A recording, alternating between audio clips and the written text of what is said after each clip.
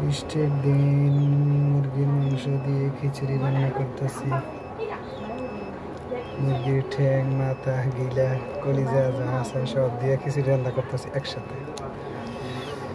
আশা করি টেস্ট হবে। সবাইকে আমার ফেসবুক ফলোয়ার্স, ফ্রেন্ডস, আপনজন, বন্ধুবান্ধব সবাইকে দুপুরের এই লেটকা খিচুড়ির দাওয়াত রইল।